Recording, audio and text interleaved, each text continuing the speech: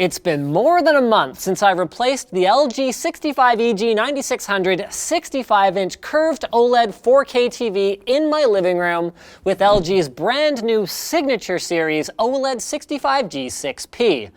Thanks LG BT dubs. The birthday cake was cool, but this is better.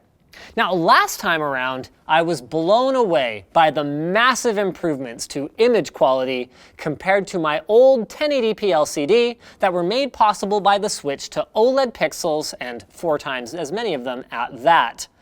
But have we reached the point of diminishing returns? Or is the 2016 flagship another quantum leap forward thanks to the industry's next big buzzword, HDR? Let's discuss.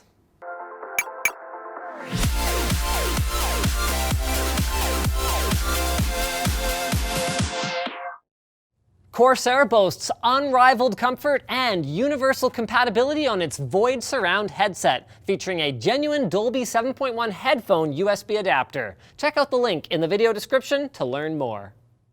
The G6, as I'll be calling it for the rest of the review because it's fly, is gorgeous in ways that I've always been able to appreciate, like the way the organic light-emitting diodes, the OLEDs, are so close to the surface of their glass backing that they almost seem to be floating there, dramatically improving resistance to glare and viewing angles to new ways. I mean, it's funny how your perspective changes over time. There was a point in my life, not long ago mind you, that a display, a monitor or a TV, was all about the panel. It could be in a cardboard box housing for all I cared, as long as the image quality was the best that I could get for as few dollars as possible. And yet, now that I'm older, I find it easier to appreciate the value of a beautifully designed enclosure for my TV because I view it as a piece of furniture as much as a window to my Netflix fix, and B, easier to justify the price increase that comes with better industrial design because of how much the pieces surrounding it manage to cost without having a TV inside them. And people judge you if your stuff sucks. Being an adult is kind of a bummer. Unless you have the sexiest toys on the block though, right? The first thing I was blown away by with the G6 was its thinness. Feels like we're saying this every year, doesn't it?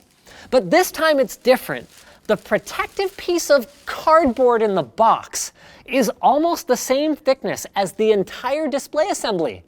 At least that is until you get down to the somewhat blocky integrated soundbar, power supply, and video input box stand thing at the bottom.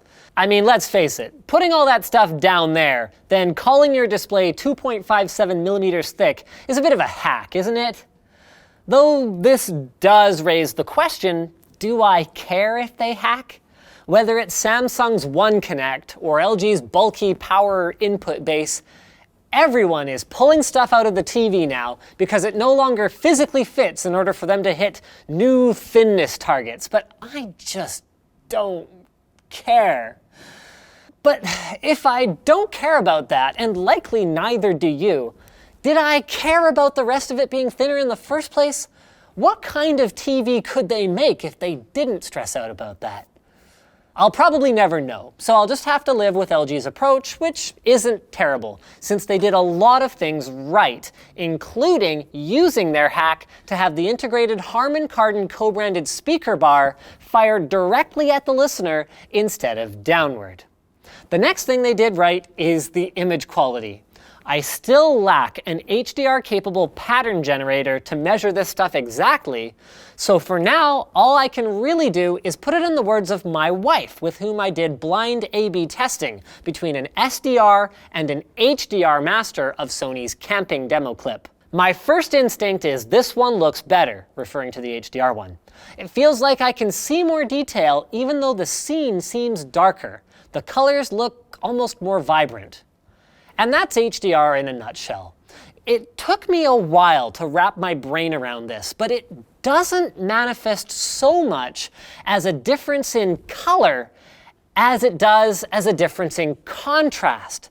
That makes a dark scene with bright lights, for example, look less washed out because it's not trying to cram everything into this narrower contrast and color space.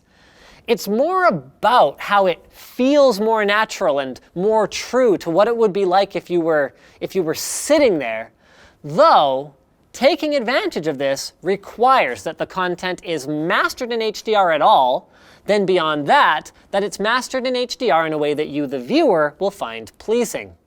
I was really struggling with my comparison between my old set and the new one watching Marco Polo on Netflix. Colors, skies, landscapes, skin tones were all clearly better on the G6, but I had to crank the OLED brightness even in the bright HDR preset to make out any details in the shadows at all. Well, I don't know if it was the G6 firmware update or the Netflix app update, but instead of just saying HDR in the top corner, partway through my time with the TV, it started telling me if it was HDR10 or the competing Dolby Vision standard. The G6 supports both, and the Netflix app doesn't allow you to manually choose. So watching HDR10 only content, like LG's chess demo, side by side, the superiority of the newer display is obvious in the reflections off the king's armor and the glistening off all this shiny stuff. Which means then that I just don't seem to like the Dolby Vision Master of Marco Polo as much as the HDR10 one. That was the problem. Thankfully, unlike most manufacturers, LG at least supports both of those standards, but I would like to see them take it one step further and allow me to set a preferred one and/or switch between them at will, because other than that, the thing looks amazing. Which doesn't mean that they didn't do anything wrong. The first one is a relatively minor one, but a what the actual F moment for sure. The power cord is permanently attached. I mean, I guess anyone who can afford an $8,000 TV can also afford a $5 extension cord, but come on. And the second one is much bigger. LG and other TV makers too need to wake up to gaming. There simply isn't any excuse anymore.